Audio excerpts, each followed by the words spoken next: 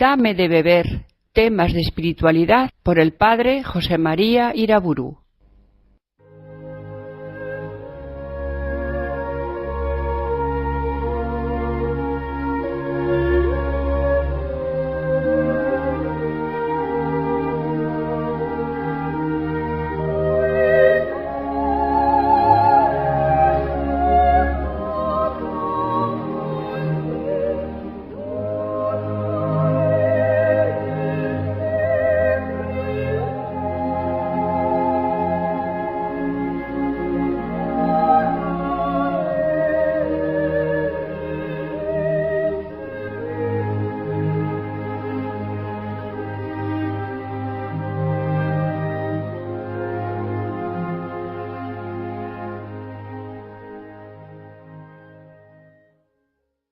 En el nombre del Padre, del Hijo y del Espíritu Santo.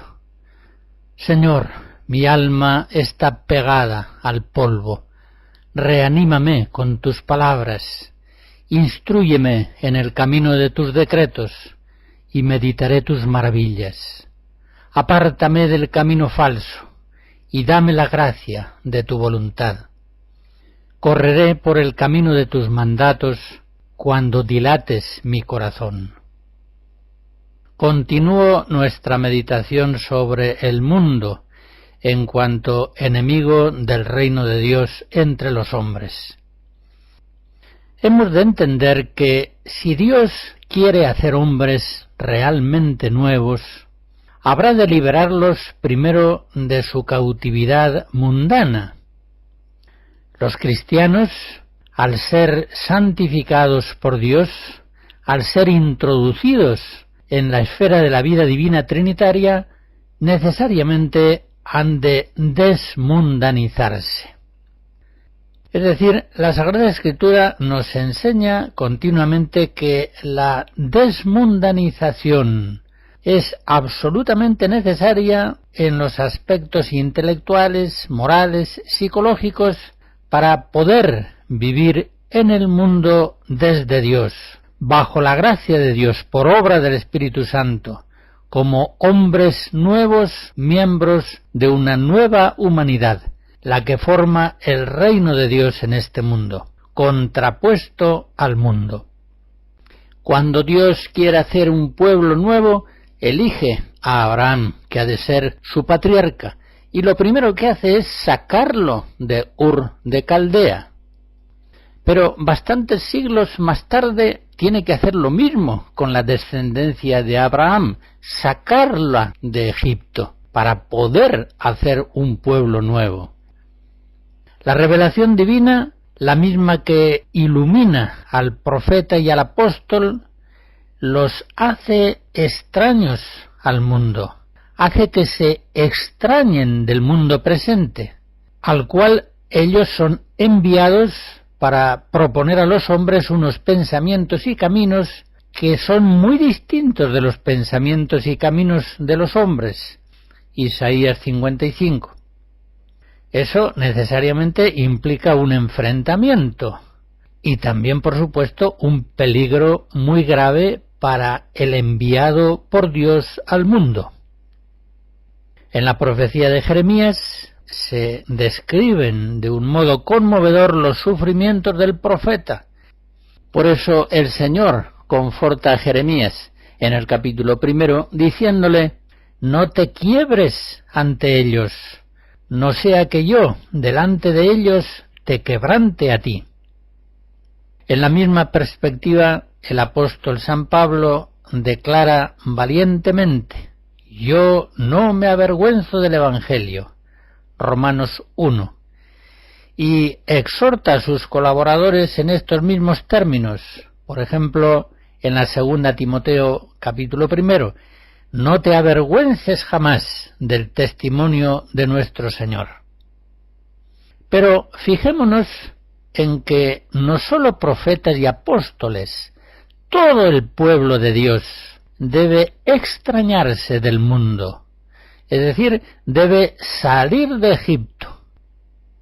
Isaías trae la exhortación del Señor: partid, salid de ahí. Isaías 52.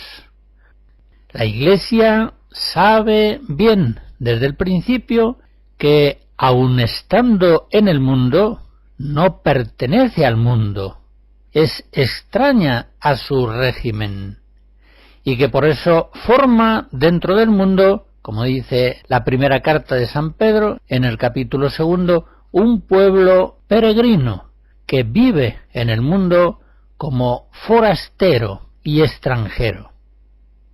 En esa misma línea van también las exhortaciones de San Pablo. En Filipenses 3 dice: somos ciudadanos del cielo. Y en 2 Corintios 6 añade: no os unáis en yunta desigual con los infieles. ¿Qué consorcio hay entre la justicia y la iniquidad? ¿Qué parte puede haber entre el creyente y el infiel?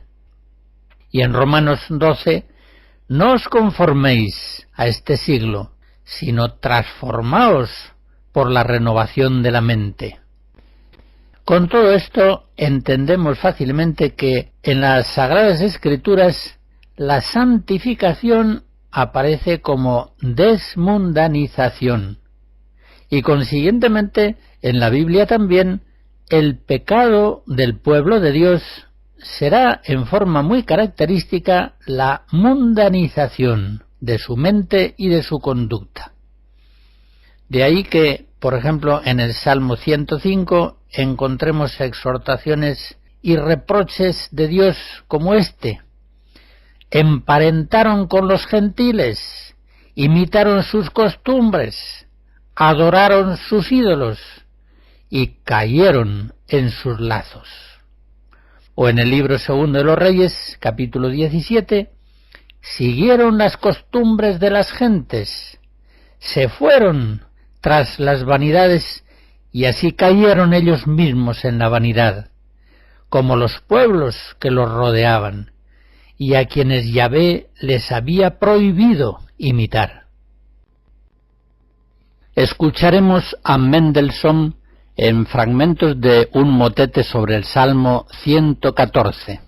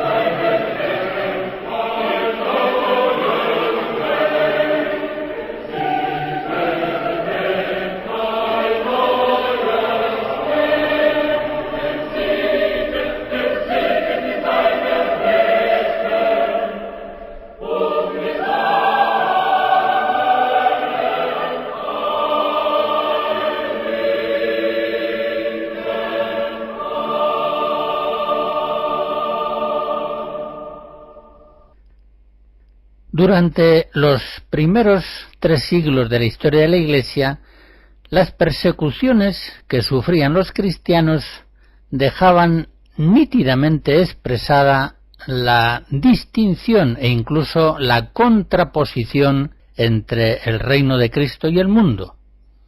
La relación de los primeros cristianos con el mundo era muy dura, era de marginación habitual. Eran ciudadanos proscritos que en cualquier momento podían sufrir persecuciones abrumadoras. Por tanto, aquel que optaba por hacerse discípulo de Cristo sabía que se exilaba del mundo presente, de alguna manera. Sabía que iba a ser perseguido y menospreciado, según ya Jesús el Maestro lo había anunciado claramente en el discurso de la cena. Si a mí me han perseguido, a vosotros también os perseguirán. Efectivamente, el odio del mundo antiguo a los cristianos es realmente impresionante. No encontramos en los libros antiguos un odio semejante a los que seguían dentro del imperio otras religiones. Autores paganos del siglo II como Celso hablan de los cristianos en términos absolutamente despreciativos. Dice así en su discurso verídico: tienen razonamientos idiotas. Yo los compararía a una sarta de murciélagos o a ranas que tienen sus sesiones al borde de una charca, o a gusanos que allá en el rincón de un barrizal celebran sus juntas. Un informe semejante encontramos en Minucio Félix, esta vez un autor cristiano del siglo II-III. Dice así: los fieles cristianos eran vistos por el mundo romano como hombres de una secta incorregible, ilícita, desesperada, una caterva de gentes de las más ignorantes, reclutadas de entre lo más miserable del pueblo. Forman una raza taimada, enemiga de la luz, habladora en los rincones solitarios.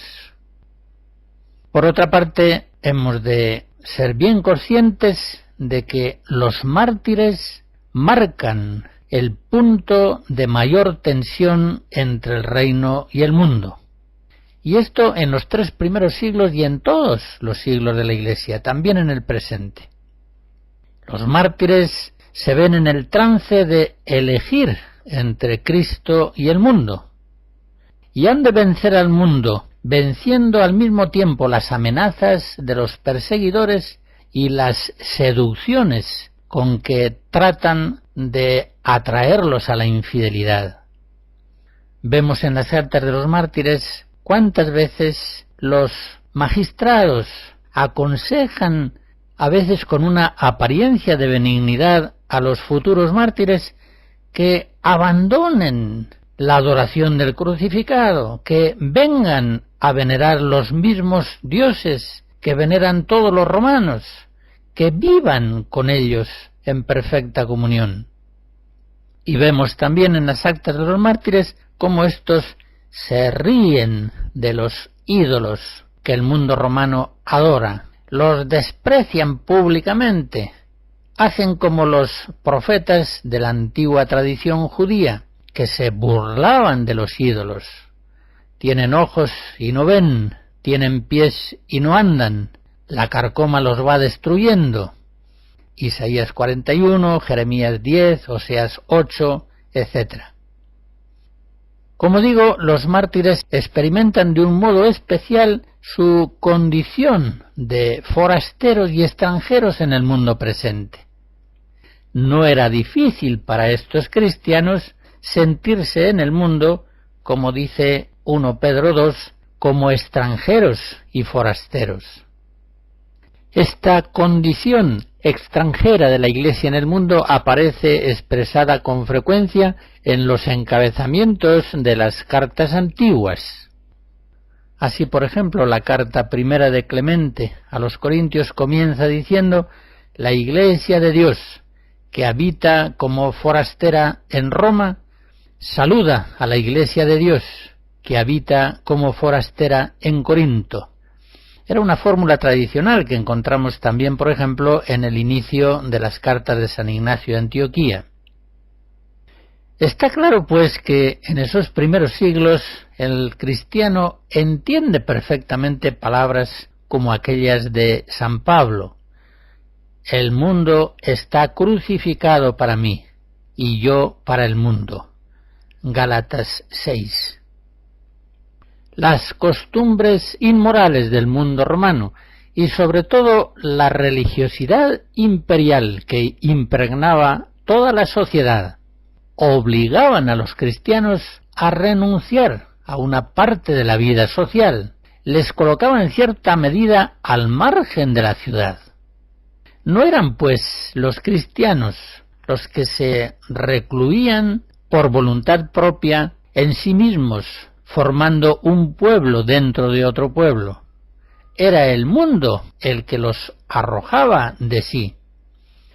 La actitud de los cristianos aparece hermosamente expresada en aquel discurso ad Diogneto, documento del finales del siglo II, donde se dice cómo en medio de aquel variadísimo mosaico étnico y religioso del Imperio Romano, dice el texto, los cristianos habitan sus propias patrias, pero habitan como forasteros. Toman parte en todo como ciudadanos, pero todo lo soportan como extranjeros.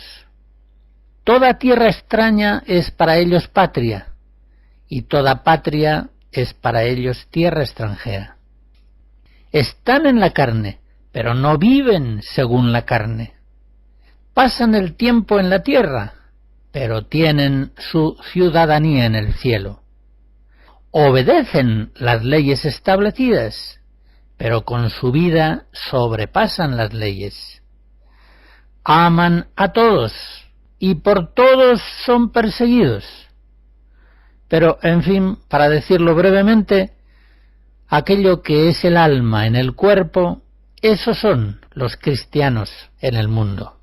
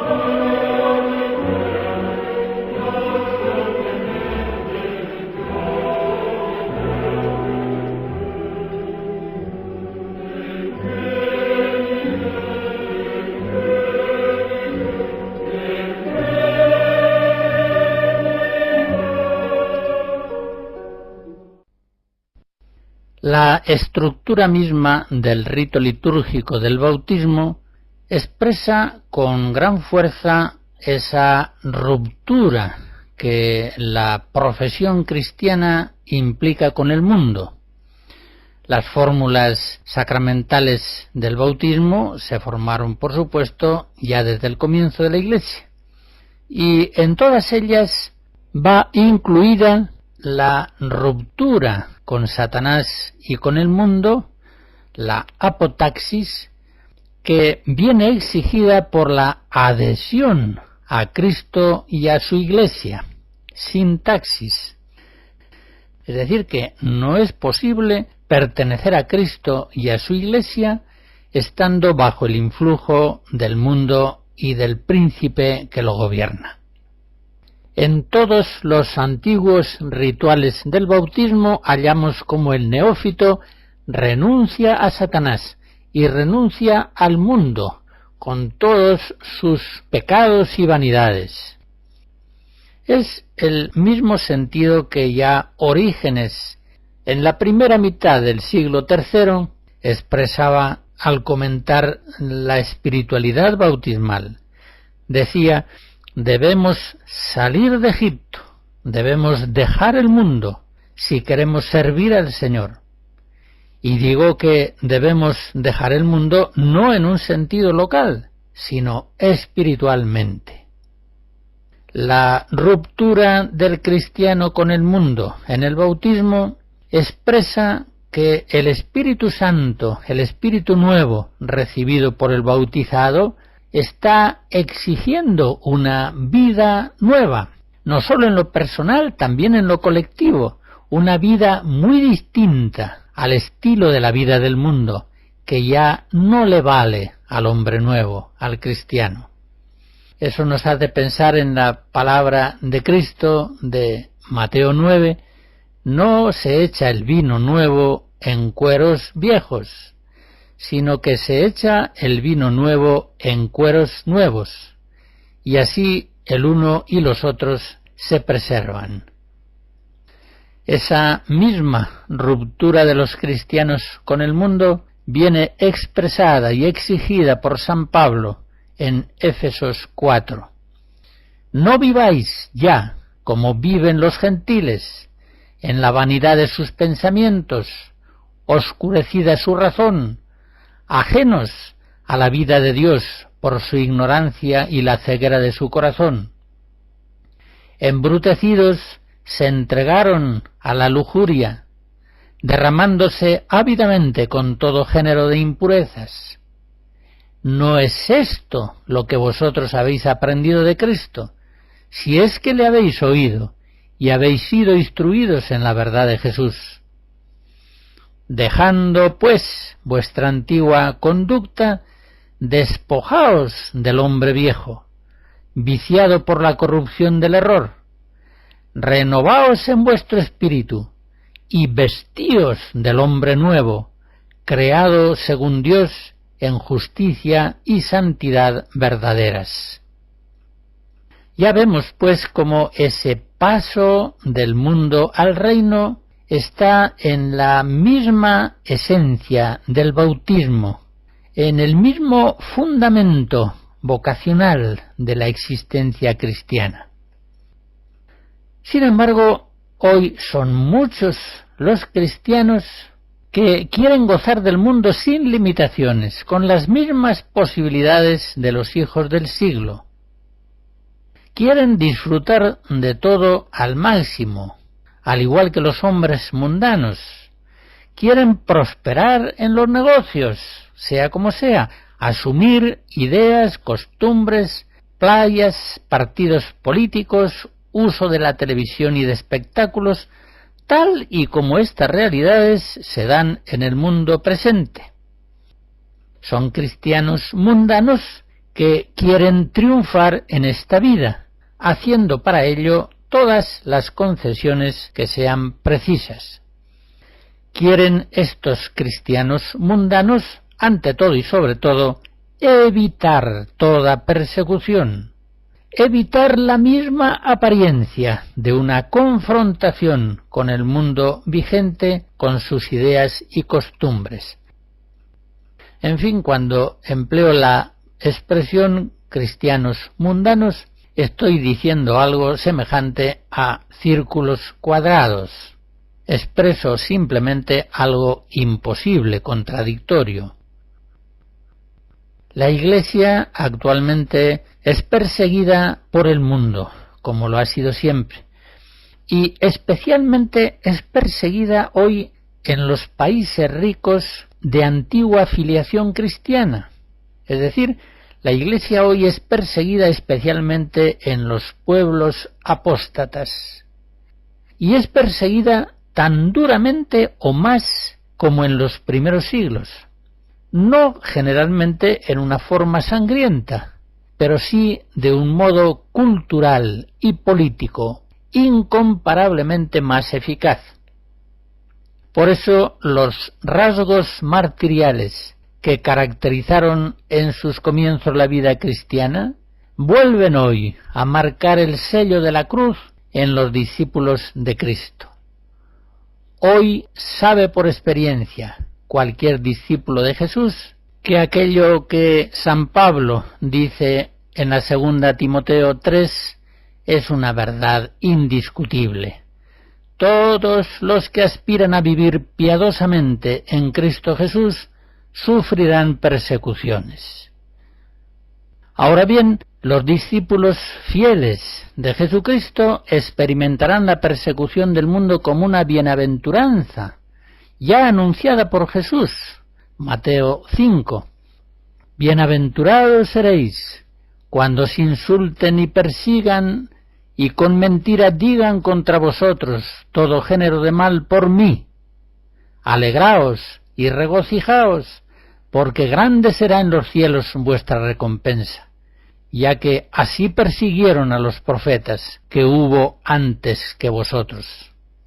Los cristianos que son fieles a Jesucristo, como digo, experimentan la persecución como una bienaventuranza, como un privilegio de la gracia, como una prueba de su fidelidad al Evangelio y a Jesucristo.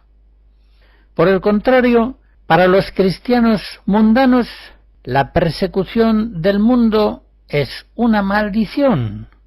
Más aún, la persecución del mundo, lejos de significar para ellos que están en el verdadero Evangelio, significa para ellos que están equivocados, que la Iglesia no se acomoda suficientemente al mundo presente, que es una madrastra rígida, que no sabe vivir en unión fraternal con los no creyentes. Los cristianos mundanos experimentan la persecución del mundo como algo horrible que debe ser evitado a toda costa. Ellos pretenden una asimilación al mundo actual que consideran más valiente y de la cual esperan una mayor posibilidad de difusión del Evangelio entre los hombres. En fin, es una manera de plantear las cosas polarmente opuestas a como se plantean en el Evangelio y en la enseñanza de los apóstoles. El apóstol Pablo, en Colosenses 3, dice a los fieles de Colosas: vosotros estáis muertos y vuestra vida está escondida con Cristo en Dios. Cuando se manifieste Cristo vuestra vida, entonces también os manifestaréis gloriosos con Él. Pero no, los cristianos mundanos no aceptan de ninguna manera ser forasteros y extranjeros en el mundo presente. En ningún aspecto quieren estar muertos al mundo visible, sino que quieren estar bien vivos y participando en todas las cosas del mundo en las mismas condiciones que los hombres mundanos. Estos pobres cristianos mundanos, es decir, apóstatas, que rechazan la cruz, que rechazan la persecución, que quieren conciliarse con el mundo, estos, en contra de lo que dice Jesucristo en Mateo 16, quieren ganar todo el mundo, pero sin perder la propia alma. Se resisten a creer en la palabra de Jesús en Lucas 9. Quien quiera guardar su vida, la perderá. Y quien perdiere su vida por mi causa, ese la salvará.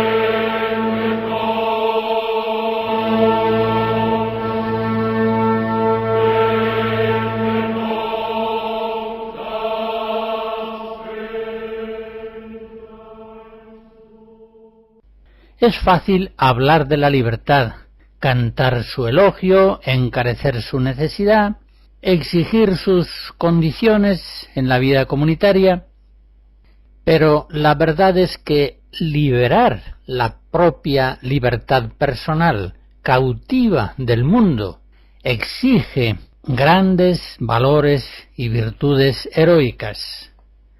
La libertad es sólo verbal cuando la persona no tiene dominio, no tiene señorío efectivo sobre sí misma, sino que está, quizás sin saberlo, a merced de filias y fobias mundanas.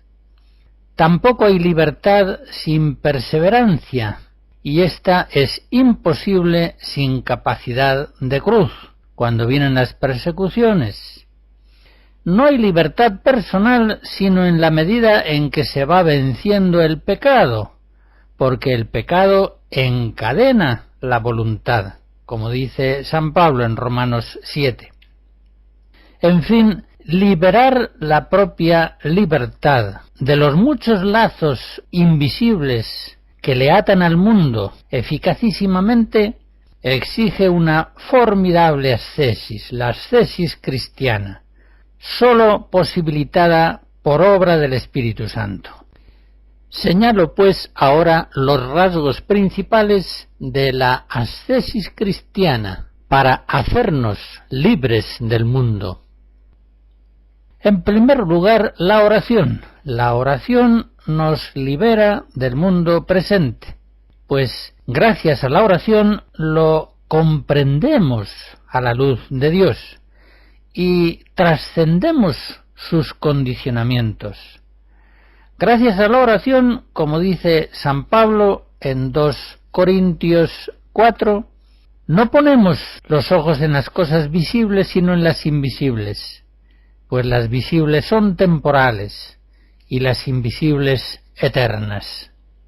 Y junto a la fuerza liberadora de esta oración contemplativa está la oración de petición.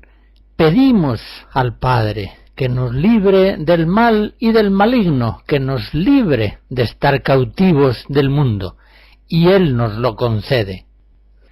Es evidente, no puede haber libertad del mundo sin vida de oración. En segundo lugar, obedezcamos el mandato de Cristo y de los apóstoles. No nos configuremos según el siglo presente. No nos adaptemos al mundo visible, sino transformémonos por la renovación de nuestra mente, transfigurándonos en el hombre nuevo, en el segundo Adán, que es Cristo. Antes hablaba de los cristianos mundanos, círculos cuadrados. Es cierto, al paso de los siglos muchos cristianos han intentado guardar el vino nuevo de la vida interior cristiana en los cueros viejos de la vida exterior del mundo. Pero se trata de una empresa imposible. Se pierden el vino y los cueros. Hemos de entender que entre la interioridad personal, hecha de espíritu, convicciones, valores, y la exterioridad de la vida, tiene que haber una profunda unidad. Por una parte, la interioridad cristiana va irradiando unos modos de vida exterior particulares, que se cristalizan, se estabilizan y que son su expresión normal.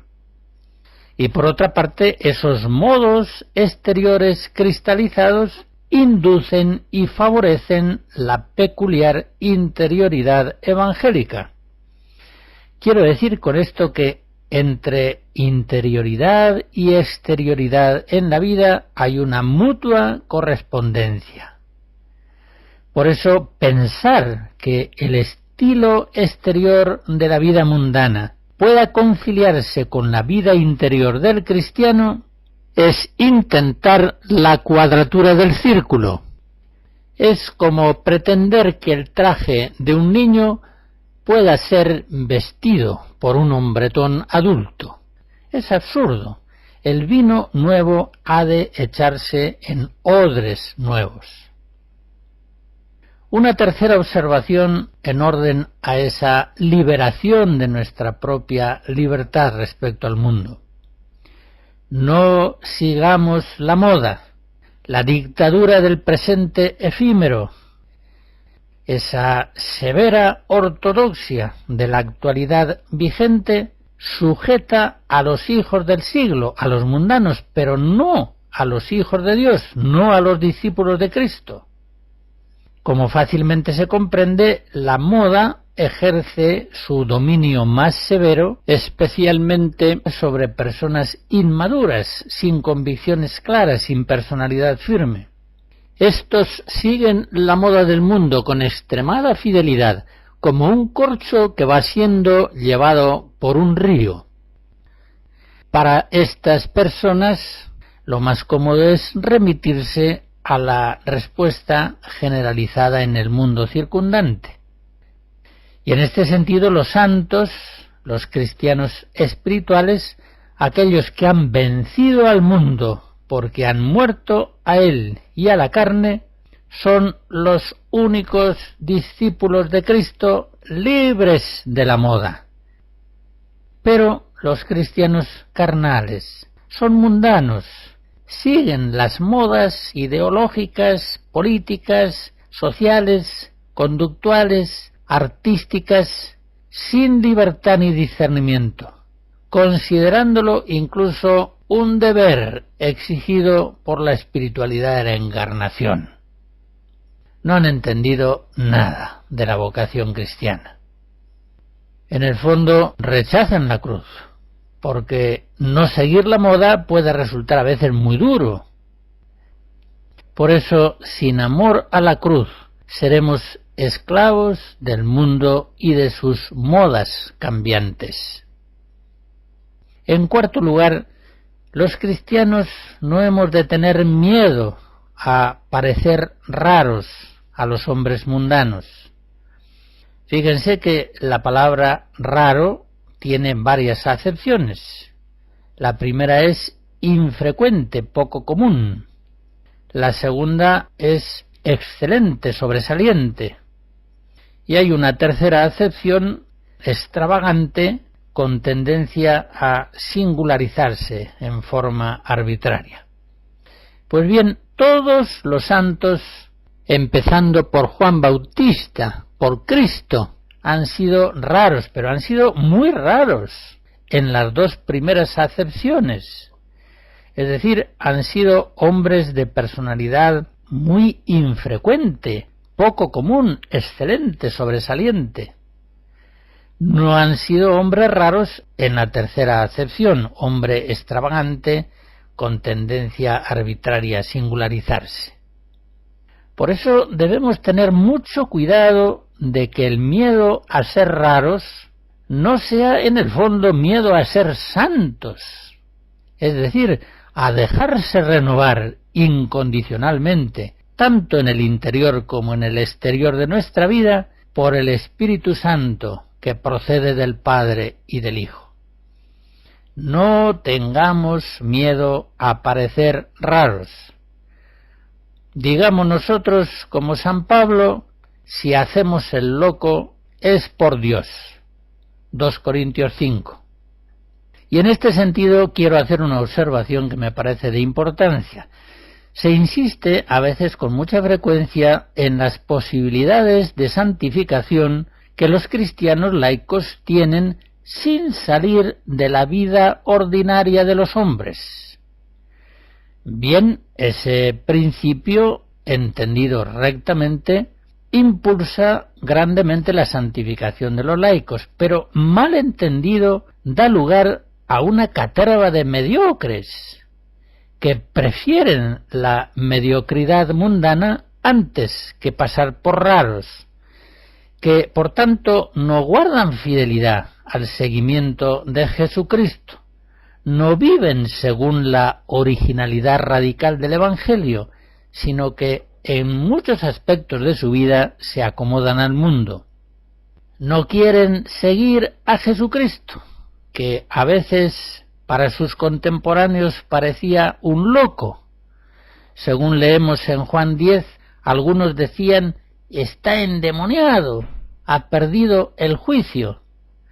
Y en Marcos 3 se nos hace ver que hasta sus propios familiares pensaron alguna vez si no sería mejor retirarlo discretamente de la vida pública.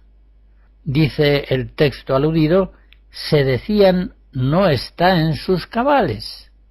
Esta es la impresión que tenían sobre Cristo no solamente los fariseos o los letrados o los sacerdotes del templo, incluso a veces sus propios familiares. Los cristianos que tienen miedo a parecer raros temen que si los cristianos son distintos del mundo, por esa distinción quedan separados de los hombres y por tanto incapaces de una acción apostólica eficaz. En realidad es todo lo contrario. Los hombres del mundo son muy semejantes entre sí y están muy separados. En cambio, Cristo y los santos son muy distintos de sus contemporáneos, muy distintos en el pensar, sentir, hablar, hacer. Y sin embargo son quienes más unidos están a ellos. Pensemos en el mismo Cristo, pensemos en el santo cura de Ars, en la Madre Teresa de Calcuta, tantos santos que han llevado y llevan una vida muy diferente a la vida del mundo en pensamiento y conducta, y que son precisamente quienes más unidos están a los hombres con los que conviven. No es la uniformidad de vida lo que une es la fuerza del amor. Semejanza o diferencia no deben ser por el cristiano ni pretendidas ni temidas, simplemente no son valores en sí mismo considerados. Lo que el cristiano tiene que buscar ante todo es amar con todo el corazón, ser incondicionalmente fiel al Espíritu Santo. Y si está de Dios, que nos santifiquemos encaramados en una columna, como San Simeón Estilita, a la columna nos subiremos. No tenemos nada que oponer a la voluntad de Dios providente. No tengamos miedo a ser raros, porque si nos dejamos llevar por ese miedo, dejaremos de ser discípulos de Cristo.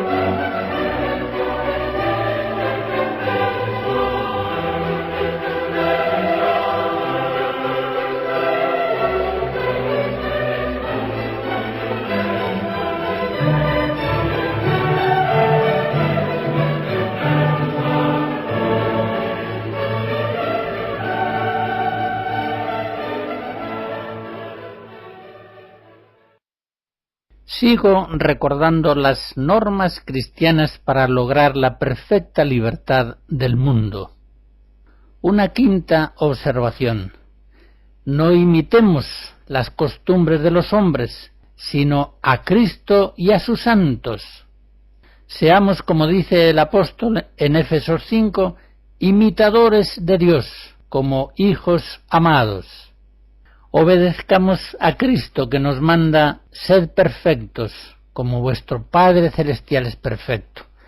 Una familia cristiana, por ejemplo, a la hora de configurar su vida, mire no a los vecinos o a los familiares o a lo que se lleva en el mundo, mire a la Sagrada Familia y haga lo que, a la luz de la fe, piensa que Jesús con María y José harían en el hogar de Nazaret. Como dice San Cipriano, no hay que seguir la costumbre de los hombres, sino la verdad de Dios. Una sexta observación. No busquemos agradar a los hombres, resultarles simpáticos, ser apreciados por ellos.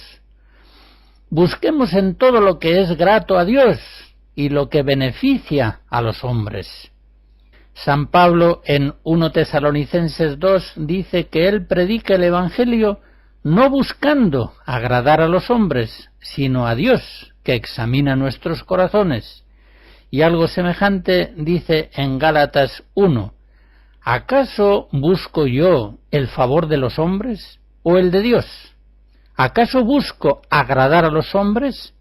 Si aún buscase agradar a los hombres, no sería siervo de Cristo. Una séptima observación. Procuremos ser libres incluso de familiares y amigos. Los criterios y costumbres que rigen la muchedumbre quizá sean para nosotros un condicionamiento distante, poco apremiante, pero en cambio el influjo próximo, amistoso, de aquellos que nos quieren, puede envolvernos suavemente, pero obstinadamente puede limitar nuestra libertad para pensar y obrar según Dios. Ya Jesucristo nos avisó en este sentido que los enemigos del hombre serán los de su casa. Mateo 10.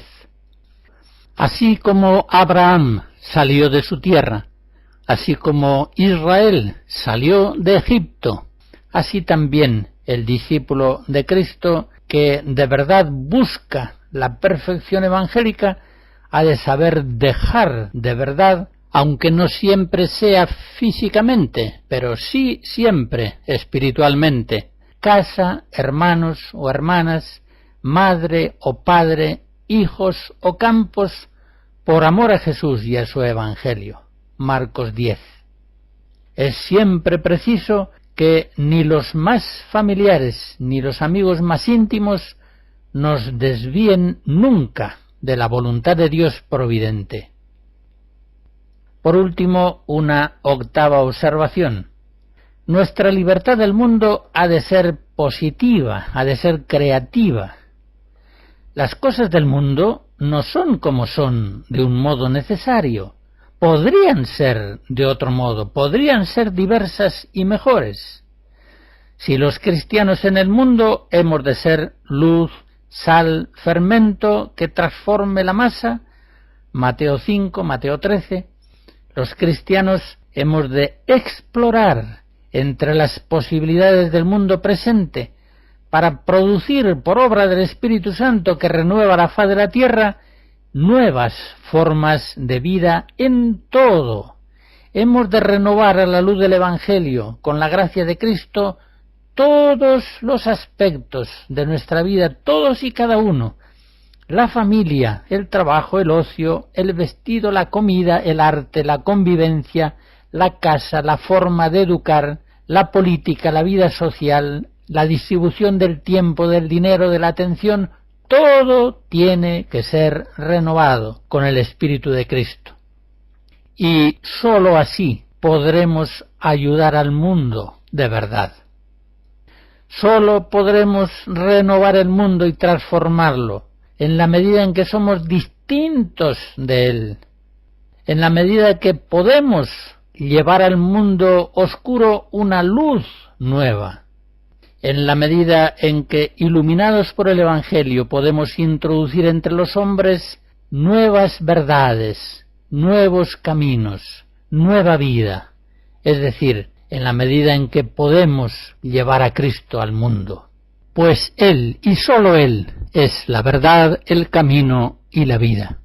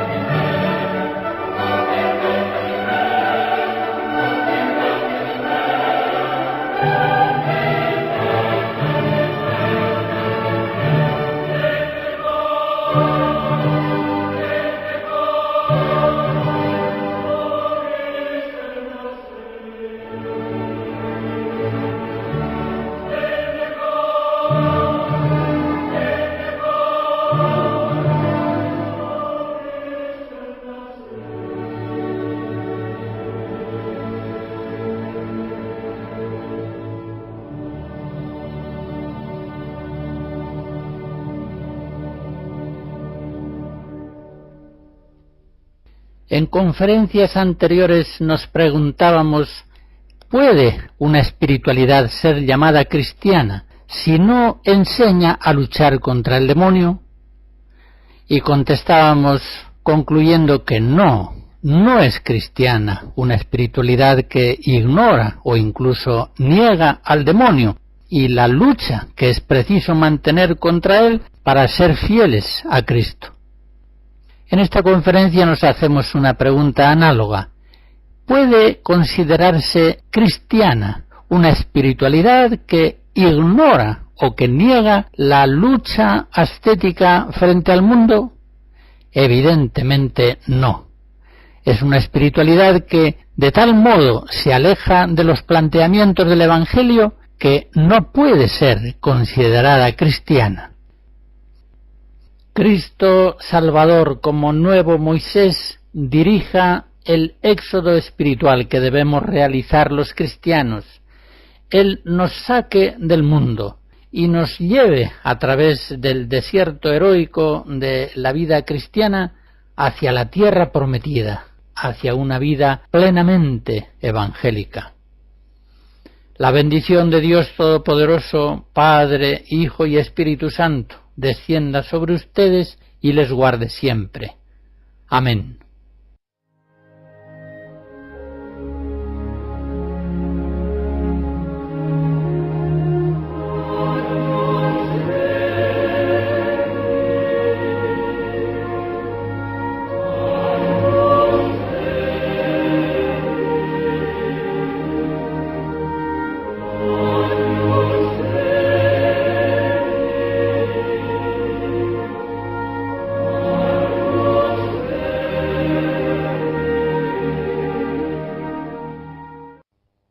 Hemos escuchado Dame de beber, temas de espiritualidad por el padre José María Iraburu.